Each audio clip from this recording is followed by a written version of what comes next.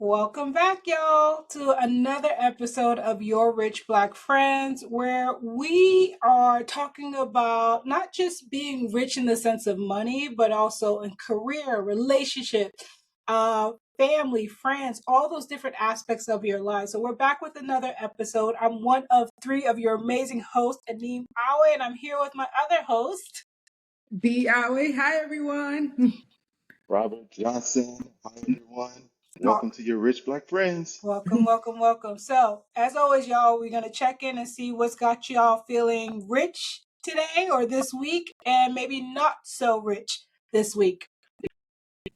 I want to have two things not making me feel rich, if that's okay, because that's sometimes how life goes. The first thing that's making me not feel rich is a Boston Globe study that came out last week that provided an analysis around wealth disparities in the state of Massachusetts.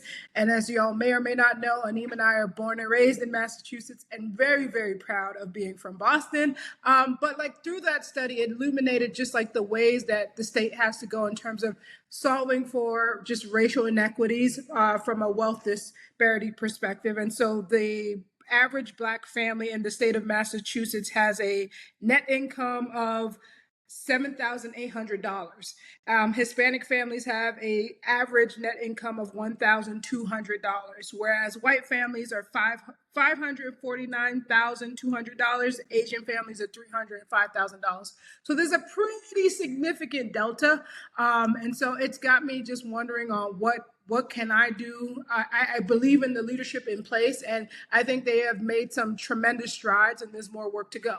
In terms of the second thing that's not making me feel rich, transparently, Aneem and I had a very significant loss in our lives. We lost our dad, and I think even though that's making me not feel rich, there is some richness in it, but just because I've just been able to reflect on just like the beautiful life he's had.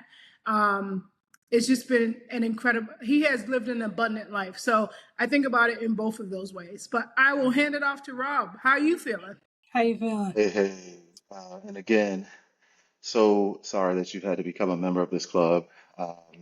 Know what that experience is. As we were talking before the show, there's these beautiful moments, but then there's also these, you know, burdens and dark moments. The best of people and not so good of people. My heart is with you both. For me, what's got me feeling rich, I'm on the bike. I'm feeling great this morning, exercising, working out, sweating. Yeah. Again, one of the greatest forms of wealth and richness is a healthy body. You don't have a healthy body, you can have wealth and money in the bank, and it means nothing. So I'm glad to be able to get up, get my body moving, which also improves your mood, right? Which also improves how you show up in the world. So that's what's got me feeling rich. What's got me feeling not so rich is just this awareness, similar to what you shared, be around, the disparities, right? I was having a conversation with someone and it reminded me that sometimes people want you to risk it all Mm. when they have nothing to lose. And this transcends every area of your life. You're in relationships where people want you to give it all and they have nothing to give. And your career, they want you to work 137% for 80%, 60% of your value.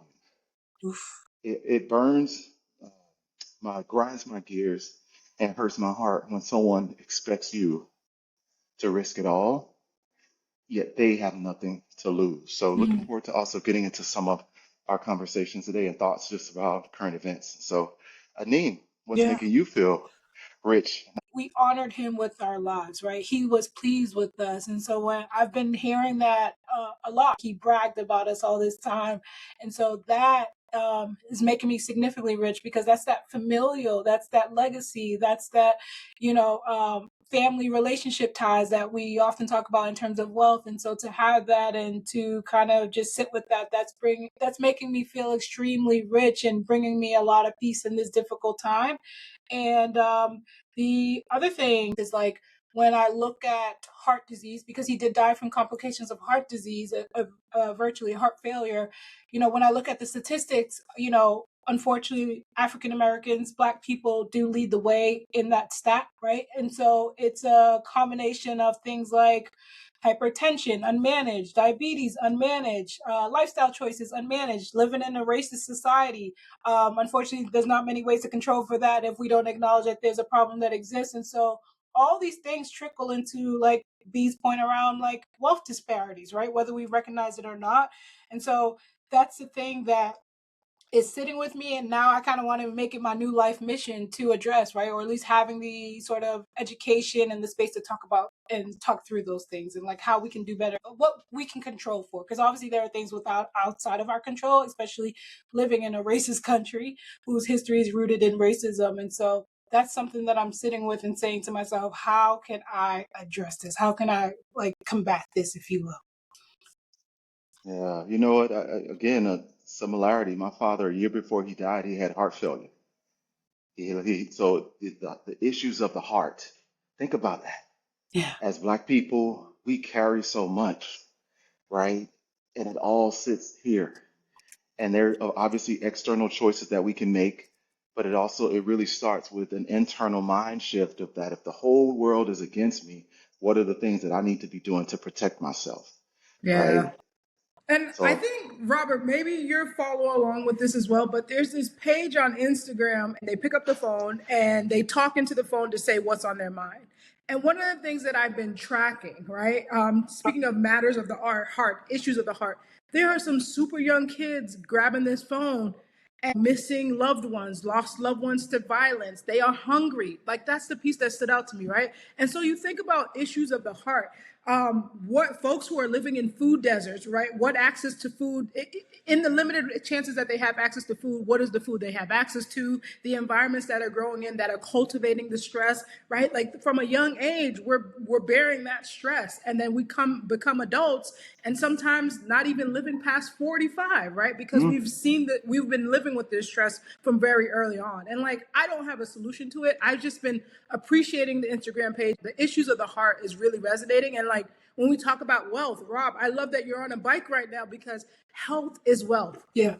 Health is wealth. Like Yeah. losing my dad to heart failure, it's a reminder. I was telling my sister yesterday, working out now for me feels spiritual. yes, It is a yes. spiritual experience for me. And yes, money and all these things, but if I don't have my health, what does it all mean? Yeah. Mm, I was in a suicidality training yesterday, 7 hours long. I made it through, thank God.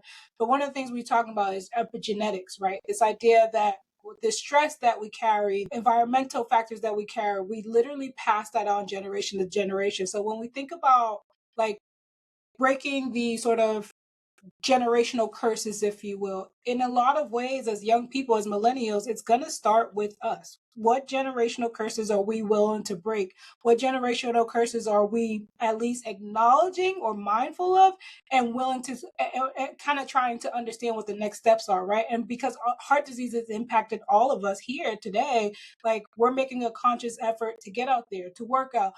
Robert, you and I talked about doing that 5K at the Atlanta airport in October, I think that is. Like, yeah, those are the things that we're doing to try to change that narrative around heart disease. And I think to the audience at large, for anyone listening, think about that, right? What are some of those generational things that you've heard in your family that, oh, well, that just runs in the family. Oh, well, that's just something that, the family deals with. A lot of that's behavioral. A lot of that, unfortunately, again, does get passed down, but like you get the opportunity to change the narrative, right? Taking control of that story and trying to say to yourself, like, I get to rewrite this, and what does that mean for me? yeah. Aneem, I couldn't like that, love that, what you said enough. The reality is, we're the generation. You're the generation in your family. I'm the generation in my family that has the privilege, yet the burden, because it is hard to break It is. generational cycles, right? Yeah. But it's a privilege to be able to say, because I changed the way I look at health, my child, my siblings, right? Now think better about their health, the way that I think about finances. Because for me, the generational shift that I made was, I don't think it was just about money. I think it was the, having an open mind to learn something different Yeah. and be okay with what I don't know. Yeah. Sometimes people are afraid of what they don't know, Yeah. which means you're closed off to learning. Right. And PSA, ladies and gentlemen, the youth of today are struggling with reading and literacy. Yeah, And if our children can't read, they can't break generational cycles. they can. And if they can't break generational cycles, how disappointing when they look back 20, 30 years and say, wow, because I couldn't do this, it affected my ability to do all these other things. Yeah. And so for me, shifting the mindset that I have to do what we've always done, which started, and I'd love to hear your perspective on what was the shift that you made. For me, the shift was I was the first to go to college in my family. Mm, I didn't have a blueprint. I didn't have anybody in my family to refer to. yeah. I had to figure that out. And by the grace of God, I did 4 years. Yeah. Yeah. Thank you, Lordy. Awesome. Not come, Lordy. That's But but but thank you, Lordy. And so I would love, and I'll share more about what that led to. But what were some of the things that you can literally look back and say you did this differently, and you can see how it's showing up yeah. in your life and family differently? I am probably the first entrepreneur in my family, right? So we were given a pretty linear path, right? You go to school, get your degree, maybe go to medicine, maybe B was supposed to go to law school. This person was supposed to go to med school, right? So we had our path sort of laid out for us. Obviously, I went and got my master's in social work. I totally derailed from everything. But within that, I realized like there were opportunities or greater opportunities that my parents didn't necessarily, and it's not that they didn't want this for me. They just didn't know that that was a path, right? Because they are immigrants.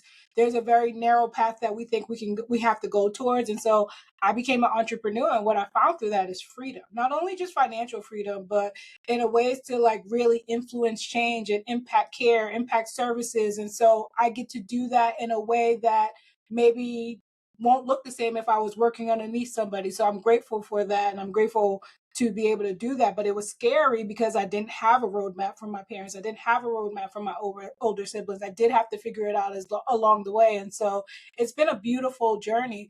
Illuminating the pathway for myself and building a career in tech, creating this path for myself in tech, where there was no blueprint. I think for me, that was one way I, have created this new path for myself.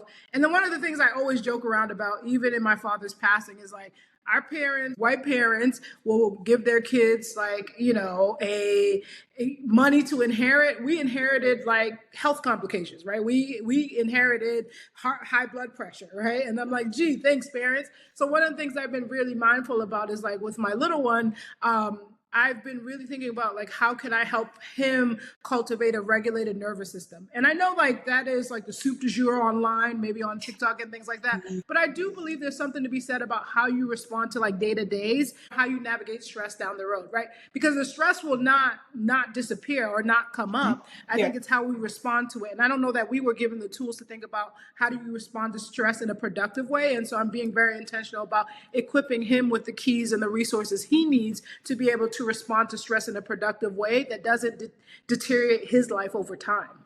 Absolutely. So how about I you, love Robert? that. Say more about your experience. Yeah, one, I love the soup du jour. I think we are in it's a luxury and a privilege, and that's also a generational shift. You've created privilege, Yeah. right? Think about that. Each of us has created privilege. And so for me, I think on top of the college experience and building those relationships and recognizing that, one, it does take a community to build anything. Whether you're building a business, you're building a life, Yeah. you're building your support system in college, you got to have a community. And so for me, that was a shift because I think I grew up in very much a us four and no more, very tight with my mom, my grandmother, my cousin, and my uncle. That was our pack. Like we lived together and migrated together my whole life. Mhm. And being willing to say, you know what? After college, I moved to Chicago. I didn't know anybody in Chicago. I didn't have a friend in Chicago, but that's where the opportunity was. Right. And so I could have either stayed in Miami and said, okay, I love home, so I'm going to stick to home. But moving to Chicago was the best decision I could have ever made because it taught me resilience. Yeah. It taught me um, how to navigate difficult situations without being able to call mama and have her come pick you up, Yeah. right? Yeah. So that in and of itself, like having to figure it out, because in today's generation, a lot of the young folks, Z's, and alphas, and hopefully not the betas, um, they don't have the critical thinking skills to be able to figure it out. Yes, yes. I just saw a gentleman post on Threads or Instagram that a lot of these young men don't have critical thinking skills and and highly depend on their parents, right? They're not self-starters. They don't know how to navigate. They don't know how to sort of ask the right questions. And so a lot of them are essentially not skilled or equipped for the workforce, right? That's right. And so it's very interesting that, you know, you mentioned moving to Chicago. We moved to California like 3 times. I came later, joined her later on, and I would say without a shadow of a doubt, this is the best thing that I did for myself, because not only did it allow me to leave my environment, sort of the safeguards of my families and parents and things like that, but it also allowed me to see myself in a world outside of sort of the limitations that were placed upon me, right? Like I got to be in Silicon Valley and be around these brilliant peoples and these startups, founders, and all these people, and really see myself in that. And I think that's how I started as a social worker, to see myself outside of the boxes that we tend to put social workers in, is because I got that experience to be out there. And so it's really interesting leaving home, how that shapes you and how that gives you a sense of confidence. But also, one of the things B does all the time with me, I'll ask her for something and she'll be like, are you resourceful? Did you try to do this? Did you try to do that? And like before she gives it to me, she makes sure that I go through this process. And I think that's what the kids are missing today, adults too, who don't have the skills. Having spent the earlier half of my career working with college students, I'm really, really big on self advocacy, right?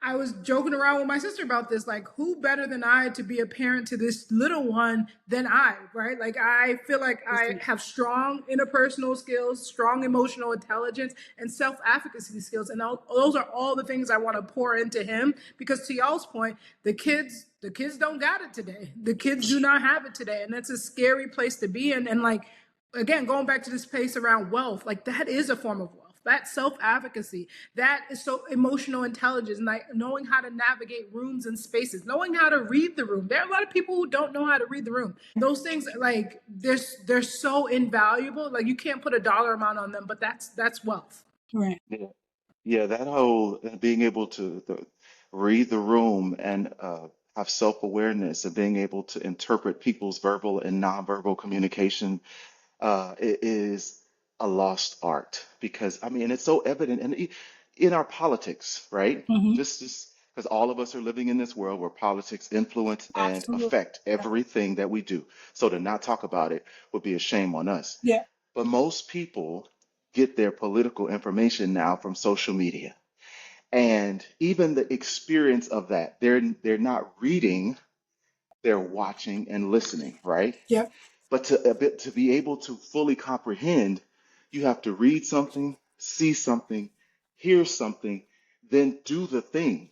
So we have people that have perspectives that are not truly nuanced and that are not truly critically defined because oh yeah, I like B. She's a fashion girly, she's a techie, she's this. So whatever B then begins to espouse, I will take that on without challenging it. Ooh, that's a whole nother thing. Like, I thank God for the ability. I grew up in a chaotic, sometimes household, transparency, just alcohol and just enough to create tension. Yeah. And it taught me, instead of it being a weakness, it taught me how to have effective, critical, uncomfortable conversations. I'm the person who's going to sit at the table and say, wait a minute, I just want to make sure that I heard what you said and I want to challenge it a little bit. Yeah.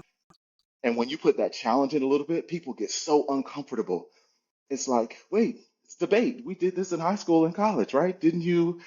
But a lot of people didn't learn how to have healthy debate. And if you can't have a healthy debate, then it becomes a defensive conversation, if a conversation at all. Yeah. Yeah. Yeah. And what I love about this conversation is that for all of us, each of us who grew up in like poor, less than ideal kind of circumstances, we're still able to find the richness in those experiences. My very humble beginnings cultivated me as a human, someone who's able to navigate and advocate for themselves, someone who is able to like have that emotional intelligence to be able to read rooms and be able to have difficult conversations. Like my very poor humble beginnings gave me that, right? So like this whole idea that you need to go to a private school to be able to access those things for me is BS. I think what those conversations often lack is really truly understanding concepts like protective factors and also resiliency, right? We all can go through the same experience and walk away from it completely different, right? We all have grown up in the projects and we've all managed to pull ourselves out of this situation. And I say that because we had resiliency. And part of the resiliency and protective factors were in our families, right? Our mothers, our extended family, a grandmother, things like that. Those things shaped us, right? And so the same could be said of the individual that goes to the private school, but also the opposite, right? They may be placed in those schools, but they don't have the protective factors. They don't have the resiliency. So they get out and they end up coming out as just like, meh, right? And so, like, we think sometimes that there's a one size fit all solution for all our problems, and there's not, right? Private school isn't going to fix everybody's problem. How many people go to private schools and come out mediocre, right? Uh, uh, that part. Hello, because It it exacerbates their mediocrity. hello, Eh, because it The happens. president, hello. Hello, a crook, 34-time convicted felon, hello. But also what I'm hearing in all of this, what we're saying is this value of soft skills. That's where the wealth is, yes. which is incredibly undervalued in this society because we tend to think like STEM, soft skills are so valuable, and that's what helped amplify us. In addition to like the resiliency and protective factors and the great families, support that we've had as well. Aneem, what I appreciate, because I say this all the time, I thank God that I didn't grow up with a silver spoon, but a plastic spoon in my mouth. And Oof. I say that because it made me have to figure it out. It made me Yes. have to be gritty. It made me have to be resilient. And that's what it is.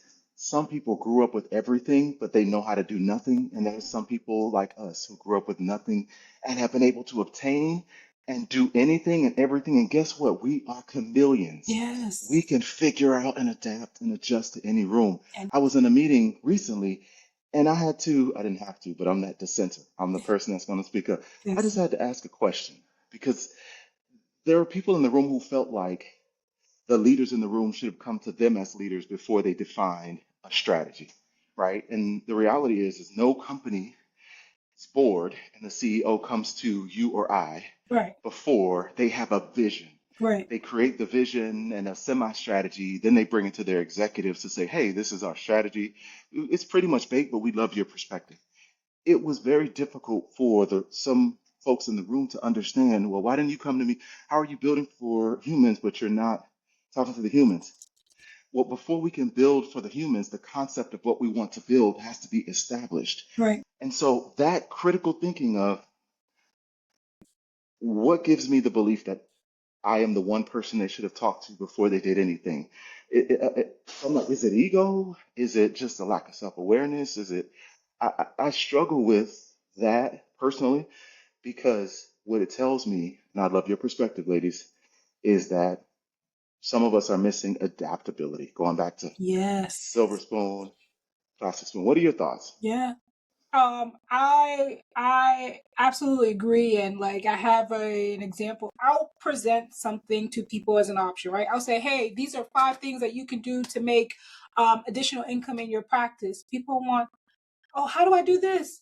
Well, okay, what if I do this and do this? I'm just like, why are we being resourceful, right? I'm giving you sort of the lead. It's up to you to take this and run with it. And if it were me, that you only have to tell me once, I'm gonna figure it out, right? And that's that resourcefulness that comes from coming from an underprivileged background, if you will, because like I need to get it, and I'm not gonna wait on anybody to go get it. And I see that a lot in like colleagues and peers, and I'm just like, why are you waiting for other people to kind of bring you through, right? And is that because of a sense of privilege that you grew up with? Maybe. I don't know people's backgrounds. I don't want to generalize either, but just like, I'm not waiting for other people for my success. I'm not waiting for you to give me the answers. I'm going to figure it out. Even if I fail forward, I'm going to try at least. And so this resourcefulness is something that is so incredibly important, I think, is part of what is wrapped in our DNA in some ways because of how we grew up.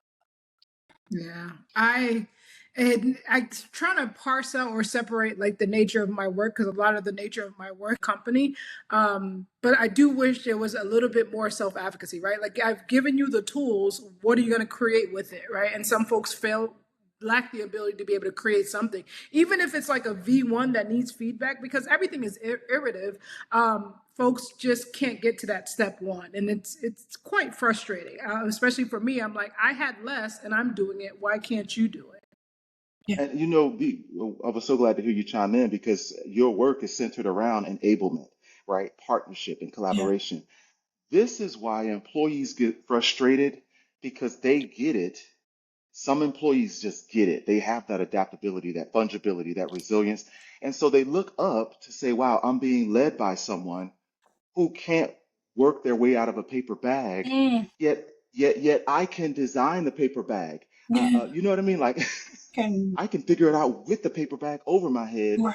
and still make it a success. And so, like from your perspective, even deeper, like I'd love to hear the clinical perspective. I really think it has to do with like early childhood development stuff and what they were able to get and what they weren't able to get from their, their primary caregivers. And so, again, some people are in situations where they do have to figure it out, and some people never have to figure it out. And so, I think part of that comes into adulthood and how you navigate life, right? You got folks who are completely sheltered and like can't do anything, and so therefore everything is given for them, and so like that's how they're gonna try to sort of navigate the world as they go into adulthood and try to face the world. And that's going to prove to be inefficient in so many ways, and it's going to be incredibly difficult for them to adapt in so many ways. That's not to say that they can't, right? We all can overcome, we all can change, we all can get to where we need to be if we have the appropriate environment, if we have the right supports in place. But I think it's a mixture of those things. It's definitely not a cut and dry situation. Yeah, and I would say, like, in addition to that, in corporate, really what it boils down, and we're seeing this like at a national level, um, it becomes a matter of like relationships. It's not necessarily the Yes. most talented person gets the role, right? I always say like it is relationships. It is that social equity that's going to get you in the door. It's not necessarily the most talented person. Yeah. Yeah.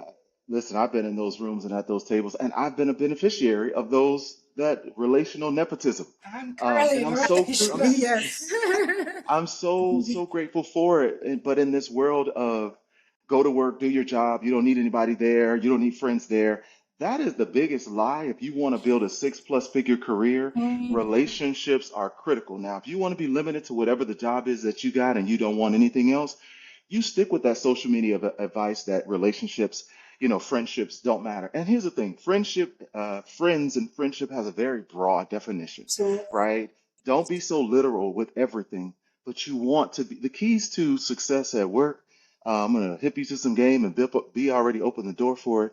It's who are the people that know me, who are the people that I know, who are the people that I need to know, yeah, but bigger than that, what am I doing yeah, that affects what they're doing so that when you know what you're doing and how it affects the other people and pieces of the business, you can build at minimum camaraderie yep, because you're collaborating on something, whether you know it or not. Everything you do in the workplace is a collaborative effort. But absolutely. if you just see it as a task, you miss out on the opportunity to build a relationship with someone who will call you one day and say, hey, I'm doing this. Would you be interested?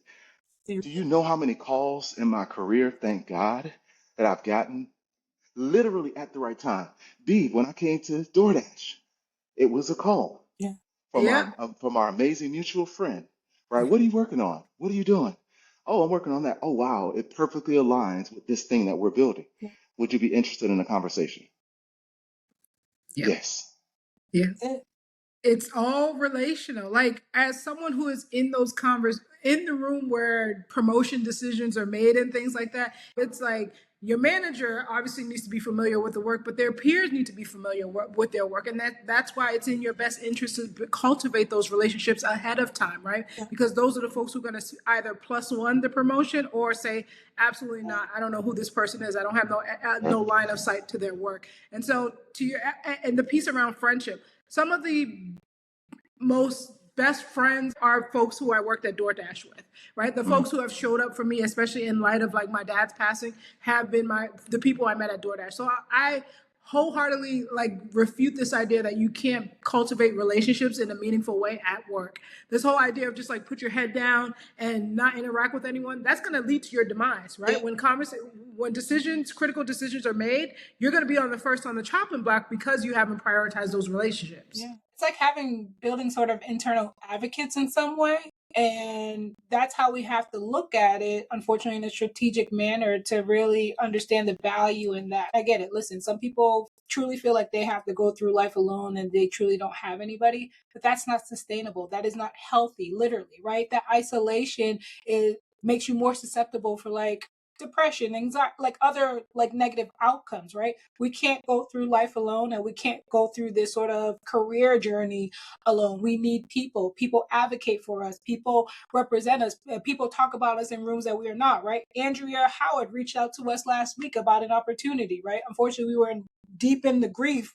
But that happened because we grew up in the Boys and Girls Club. I also worked for the Boys and Girls Club. Like that relationship is there. So when opportunities come up, our names are being brought up and we don't even have to be in that place. Right. That's the value of that advocacy. That's that value of that internal relationship or having that person to be there to, speak on our behalf and speak up to the sort of value that we add into these spaces. You know, Naeem, it kind of brings this conversation full circle. We started at the top saying matters of the heart. Yeah. And the reality is your business, your career, your relationship with yourself, your relationship with the world and people around you, those are matters of the heart. And yes, the word says you have to guard your heart because the issues of life flow from your heart. Yeah. But we're also in an epidemic of isolation and loneliness. Yeah. We are more connected than ever, yet people, in particular young people, feel more disconnected than ever. Yeah. The truth is, we're built for community. We are, every one of us, black, white, green, yellow, everything, we're built for community. Yeah. And if you're a teen, listen to this, a 20 something, a 30 something, 40 something, 50 something, and beyond, listening to this, I would ask you to do some homework and say, do I have a real community? Do I have at least one person that I can call and express that I'm feeling sad? Yeah. Or call and celebrate that I got the promotion?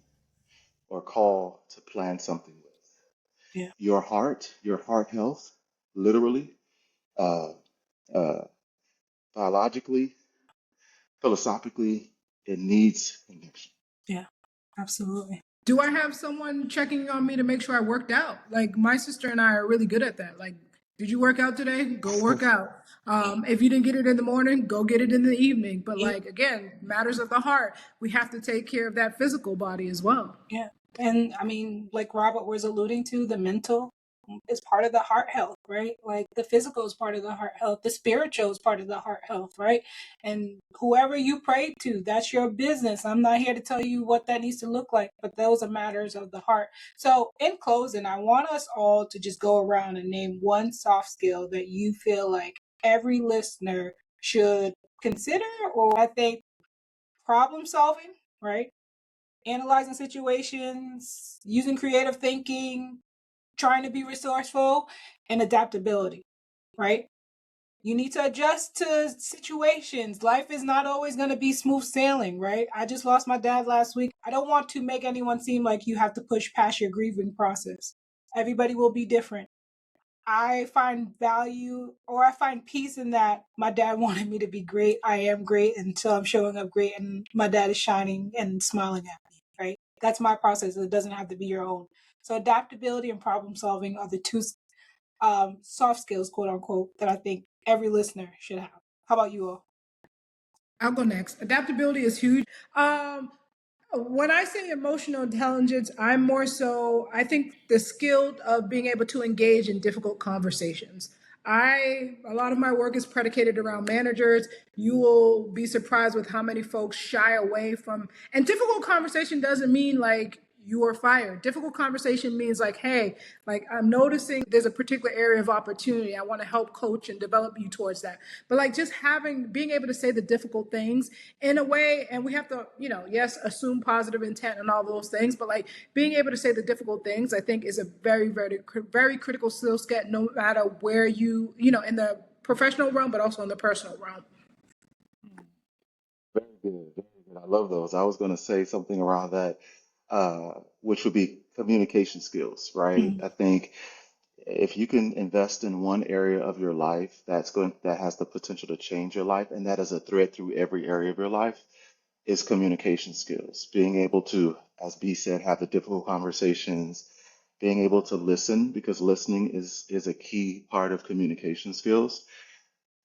Being able to read the room, right? Like it's not a gift. It's a choice and it's a muscle that the more you choose it and the more you trust your intuition, Yeah. you will, wow, I was right about that.